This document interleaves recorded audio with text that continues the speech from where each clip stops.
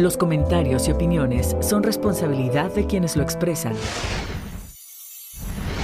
Cuando escuché el término psicooncología, empecé a tirar palos de ciego, a decir es para esto, es para esto otro, y quizá usted al escucharlo también esté haciendo lo mismo. Pero hoy aquí en 30 minutos vamos a aprender juntos qué es la psicooncología y para qué sirve. Comenzamos.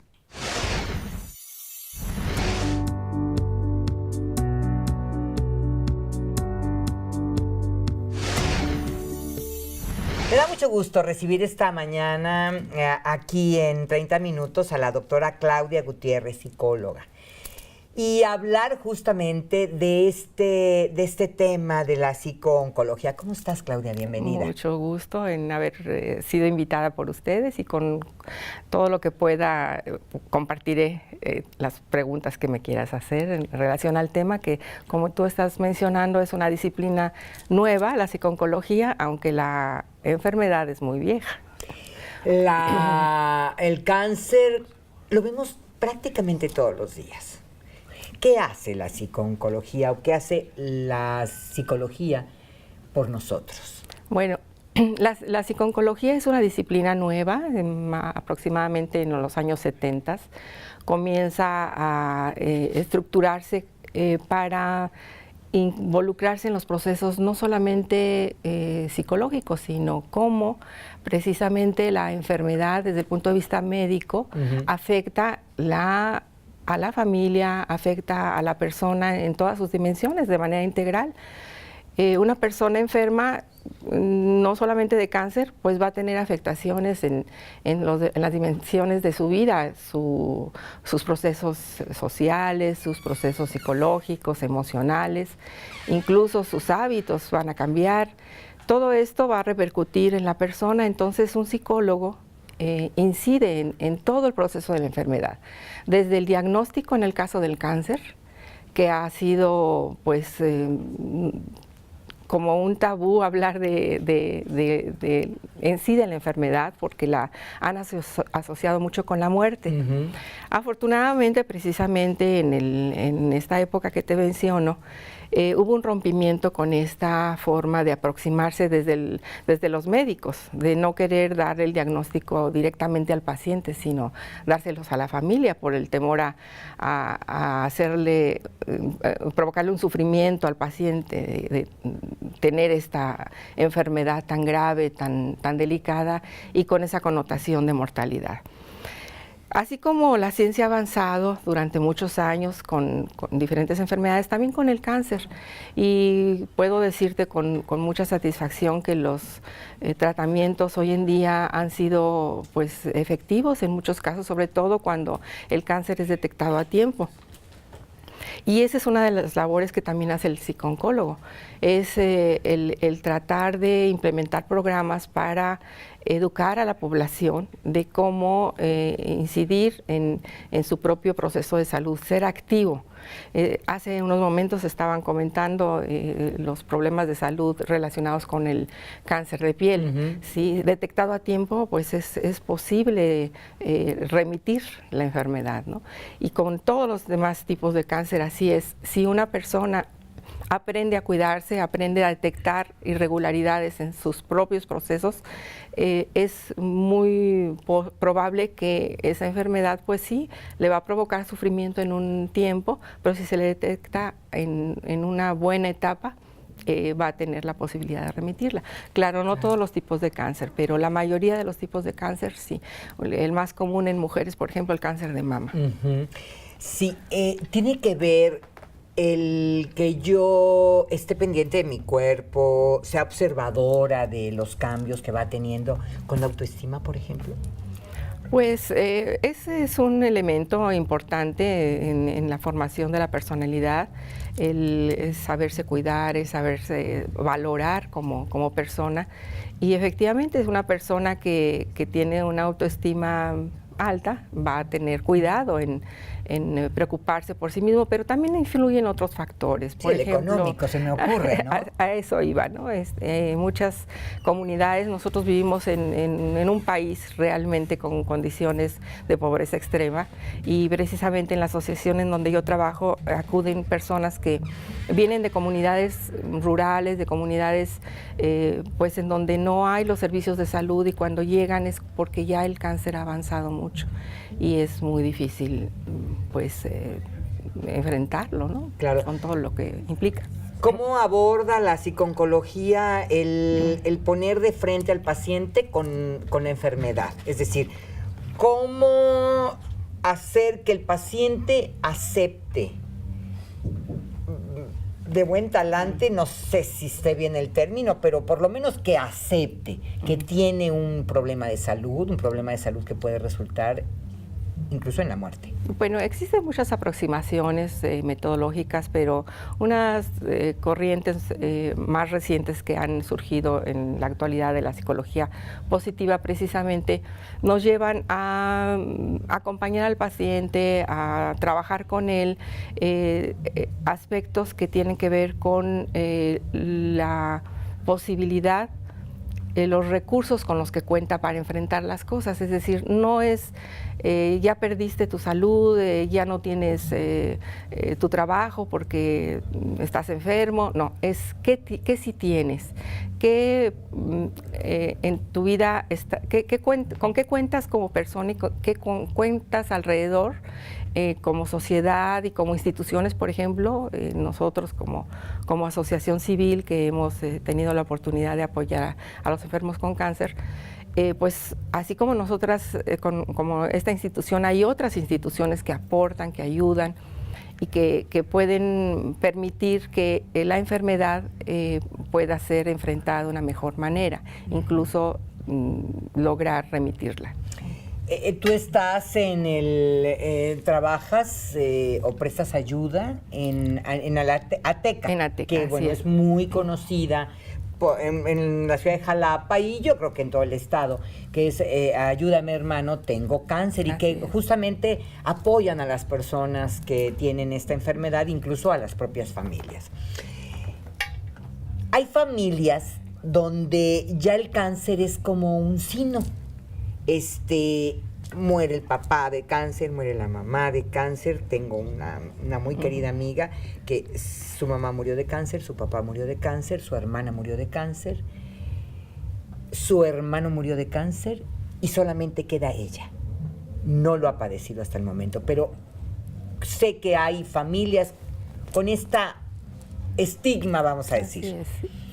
¿Qué se hace en esos casos? ¿Cómo decirle a una persona que pues que no es un estigma en realidad, que es algo que pasa y que pudiera haberse evitado, o cómo se aborda? Bueno, lo que pasa es que cuando ya se tiene la enfermedad, lo importante es trabajar precisamente la psicoeducación, saber que elementos pueden estar presentes en este momento para ayudar a mejorar la condición de salud o qué elementos pueden perjudicar. Los antecedentes es parte del trabajo del médico, ¿sí? No hay posibilidades de trabajo de una enfermedad como esta de manera aislada, es decir, por cada disciplina. Es un trabajo multidisciplinario en el cual debe cada profesional dar su parte. El médico es el que debe aleccionar al paciente en algunos puntos muy importantes de la adherencia a su tratamiento, el porqué de ciertos fármacos le sirven, etcétera. El psicólogo debe coadyuvar para alimentar en el paciente la motivación de seguir los tratamientos y además de entender que su proceso de vida sigue, que su proceso de vida puede seguir construyéndose de maneras distintas y adaptarse a las nuevas condiciones. Nosotros, por ejemplo, vemos a los niños que tienen una capacidad de adaptación tan enorme que muchas veces son ejemplo para los propios padres, sí, claro, que están muy preocupados por la situación que están viviendo, ¿no?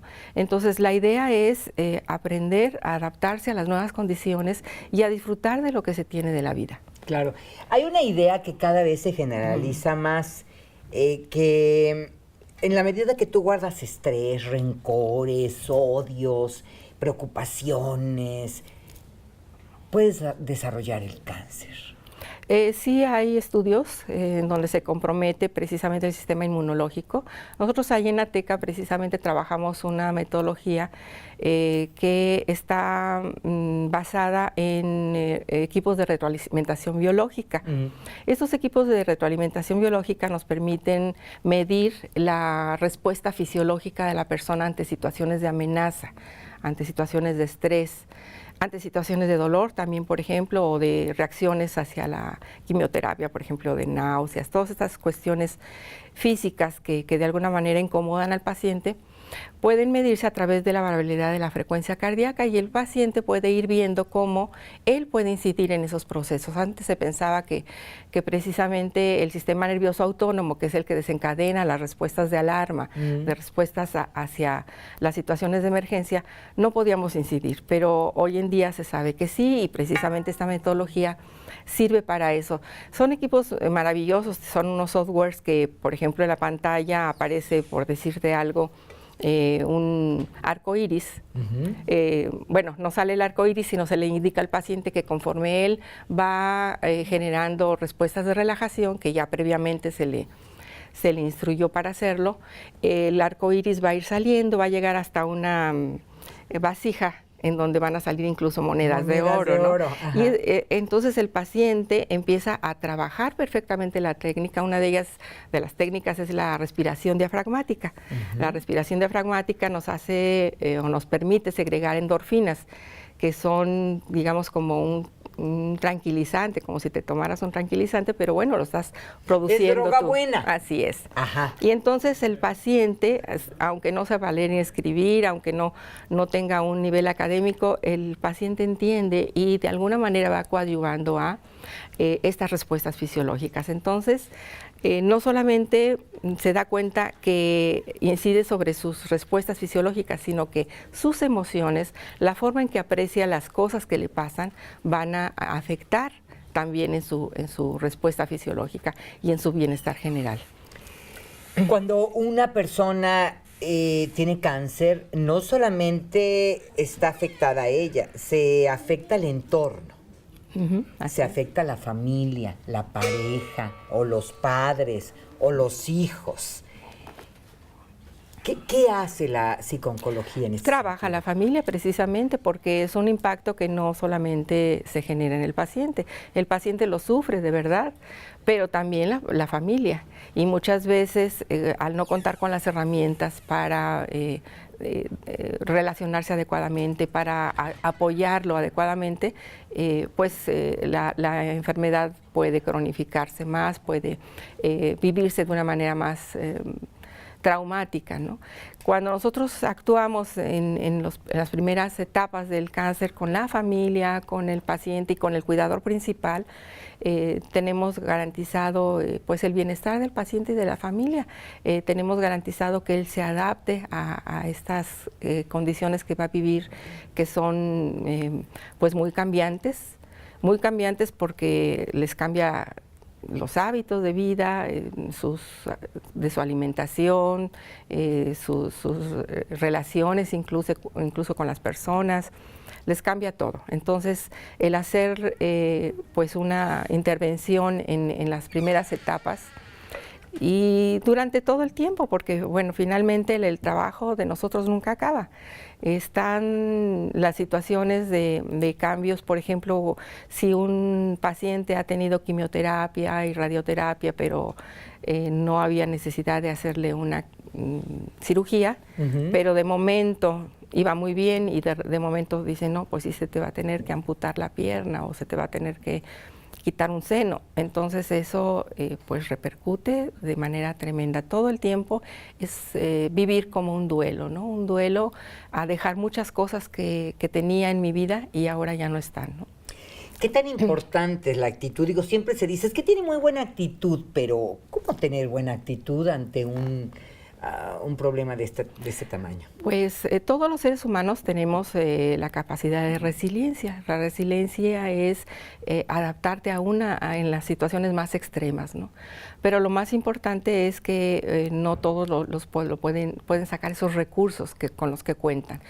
A veces es necesario que un profesional, en este caso nosotros, los ayudemos a facilitar que esos recursos de afrontamiento afloren y que puedan trabajar pues estas diferentes etapas que les toca vivir. Nosotros nos encontramos con muchos pacientes que son muy positivos, que siempre le van a encontrar la buena cara, ¿no?, a las cosas, y pacientes que no lo son tanto. Entonces, trabajar esa parte, porque sí tienen esa cualidad, la mayoría de las personas tienen esa capacidad de resiliente. Ahora que hubo el temblor en el 85 y posteriormente hace unos meses, se hizo un estudio de personas que pues no son resilientes y que pues se les va a tener que tratar, pero aproximadamente el 70% de la población sí son resilientes.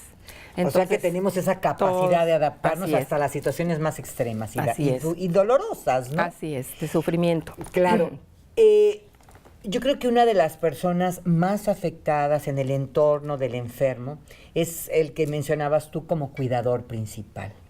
Son personas que a veces, incluso cuando el enfermo logra una recuperación, hay casos extremos en donde el cuidador principal fallece. Así es, sí nos ha tocado, desafortunadamente. El cuidador muchas veces asume tan devotamente su papel que descuida precisamente su salud, y eso va relacionado con lo que mencionabas hace ratito de la autoestima, no necesariamente porque tenga baja su autoestima, sino porque ama tanto a la persona, ya sea su esposo, ya sea su hijo, que le dedica cuerpo y alma al proceso de cuidar. Y ese proceso de cuidar es de estar las 24 horas del día, de no dormir, porque el paciente es demandante, dependiendo desde luego de la etapa en la que esté viviendo el paciente la enfermedad, ¿no? En términos prácticos, conciso, ¿qué recomendarías a las personas que recién están enfrentando un problema de salud, de cáncer, y que están tratando de digerirlo? ¿Qué les dirías? Que acudan precisamente a un servicio de psicooncología para que les puedan apoyar, pues orientando, y si es necesario, haciendo algunas intervenciones clínicas que les podrían permitir fortalecer los recursos de los que estábamos mencionando hace unos momentos. ¿Esta psicooncología es tan actual hoy que la podemos encontrar ya en las instituciones de salud pública? Sí, desde luego, en el SECAN tiene su área de psicooncología. Nosotros ahí en Ateca tenemos nuestra unidad de apoyo emocional, en donde estamos trabajando todo lo que implica el trabajo de la psicooncología. En Ateca, ¿cómo es? O sea, tengo cáncer, voy a verlos, a ustedes hago una cita, ¿o cómo es el proceso? Ateca es una asociación que se formó precisamente para apoyo de las personas de bajos recursos económicos. Las personas que no cuentan con la capacidad suficiente para enfrentar precisamente una enfermedad como esta. Y todos los servicios que se generan ahí pues son gratuitos. Realmente la atención psicológica no tiene ningún costo. Hacen una labor hermosísima en Ateca, y yo creo que es muy conocida de todos, y es una institución ya en Veracruz, y además cuyo trabajo siempre es muy reconocido. ¿Cuánto tiempo tienes de laborar ahí? Desde el 2000, 18 años. 18 años. ¿Fue creada en el 2000? No, en el 96. No, ¿verdad? 96. Sí, mucho más. Sí. Pero reciben una cantidad de personas enfermas. Así es, cada altísima, año. ¿no? Así es. ¿Qué haces directamente? ¿Cómo es tu primer encuentro con el paciente? Bueno, nosotros acudimos con las personas que están hospedadas diariamente a visitarlos a sus dormitorios, platicamos con ellos, cómo se sienten, y los invitamos a la unidad de apoyo emocional. Les explicamos en qué consiste ese apoyo. Además, también damos charlas psicoeducativas. una vez al mes con diferentes temas. Puede ser relacionado con cómo cuidar al cuidador, puede ser relacionado con qué es la quimioterapia, cómo me puedo cuidar en cuestiones de alimentación, etcétera. Muy bien. Una vez que ya tiene la enfermedad, pues necesariamente tendrá que vivir la experiencia, pero ¿qué hace la psicooncología en la fase preventiva, digamos, de la enfermedad? ¿Qué puede hacer por mí ante la posibilidad como la que tenemos todos, de padecer cáncer? Pues el desarrollo de programas, que eso sería ideal que se lograra a nivel nacional, como lo hacen en otros países, tanto de promoción, cuando no ocurre nada todavía, cuando la población en abierto puede hablar y conocer de estos temas, y a nivel de prevención, cuando ya se tiene o se tiene muy cercano, que un familiar tiene y la persona no tiene, entonces se puede invitar a que participe en algunos de los programas que desarrollamos de psicoeducación. El tener conocimientos previos acerca de la enfermedad les da herramientas para poder enfrentarla en su momento.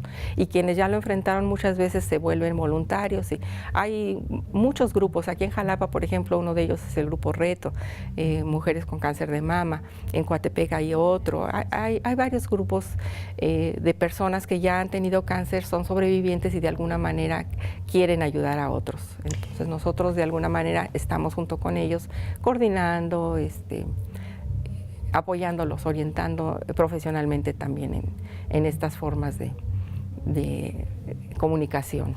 ¿Qué tanto impacta, por ejemplo, en el caso del cáncer de mama, la amputación del seno, a veces que tiene que ser incluso de los dos? ¿Cómo trabajan esto? Bueno, insisto, desde el punto de vista individual, los recursos de afrontamiento que tenga cada persona le van a permitir adaptarse o no a la nueva condición. Hay personas que incluso después de perder sus dos senos se tatúan, y unos tatuajes preciosos, de verdad. ¿De verdad?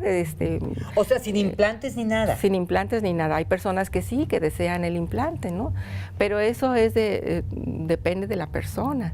Es algo que cada quien va construyendo, porque como te mencionaba hace unos momentos, es un duelo, ¿no? Y un duelo lo vive cada quien de manera diferente. Le da un significado distinto a esa pérdida.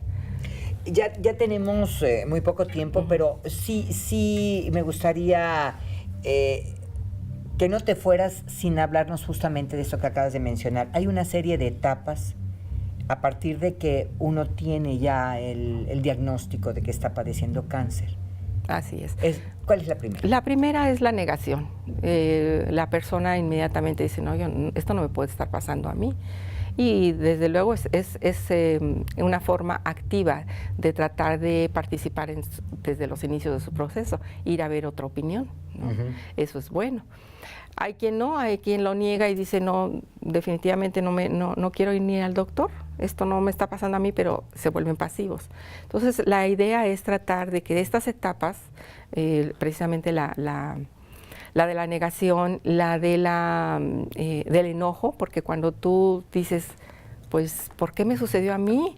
Si ya asimilaste que tienes el cáncer, estás convencida, pero dices, ¿pero por qué a mí? Si yo me cuido, soy una persona que he sido sana, de mi familia nadie estaba, me he portado bien, porque mucha gente los asocia con comportarse otras, mal, sí. ¿no?